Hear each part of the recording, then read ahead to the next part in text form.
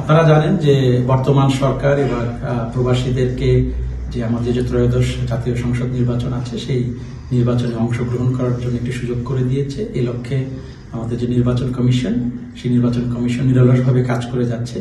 তো আজকে আমাদের একটা সভা হলো নির্বাচন কমিশনের সাথে, যেখানে আমাদের এই অঞ্চলের যে আমাদের দূতাবাস এবং কনসুলেট গুলো ছিল তারা সংযুক্ত ছিলেন। পাশাপাশি সেই সমস্ত দেশে যে আমাদের যে সম্মানিত প্রবাসীরা বসবাস করে তাদেরও প্রতিনিধি আজকে এই সভায় উপস্থিত ছিলেন।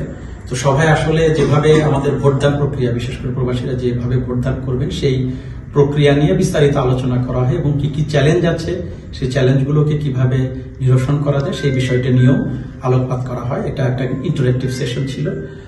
প্রথম যে ইনফরমেশনটা আমরা আজকে পেয়েছি সেটা হচ্ছে যে আগামী 18ই নভেম্বর তারিখে নির্বাচন কমিশন কর্তৃক একটি বিডি পোস্টাল অ্যাপ নামে একটি অ্যাপ উদ্বোধন করা হবে, যেটা অ্যাপ স্টোরে, যেটা গুগল অ্যাপ স্টোর এবং একই সাথে অ্যাপল অ্যাপ স্টোরে পাওয়া যাবে। সেই অ্যাপটা ডাউনলোড করে সেখানে যথাযথ নির্দেশিকা থাকবে এবং সেই নির্দেশিকা অনুসারে আমাদের সম্মানিত প্রবাসীগণ যদি প্রথমত তাদেরকে নিবন্ধন করা ভোটার হিসেবে এবং তারপরে সেই নিবন্ধন প্রক্রিয়ার পরে ভোটদান প্রক্রিয়ার বিস্তারিত তথ্যাবলী সেই অ্যাপসে থাকবে এবং সময়ে সময়ে আমরা আমাদের কনসুলেট এবং আমাদের যে স্থানীয় কমিউনিটি নেতৃবৃন্দ আছে এবং যে স্থানীয় অ্যাসোসিয়েশনগুলো আছে তাদের মাধ্যমে আমরা এই তথ্যগুলো আমরা ধীরে ধীরে সকলের কাছে পৌঁছে দেব।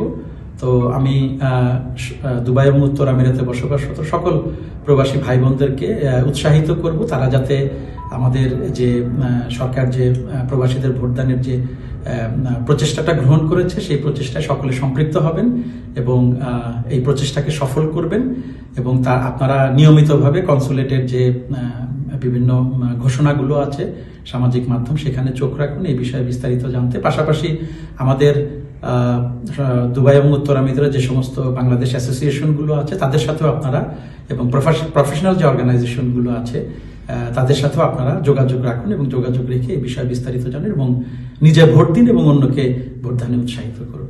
আপনাদের সবাইকে ধন্যবাদ।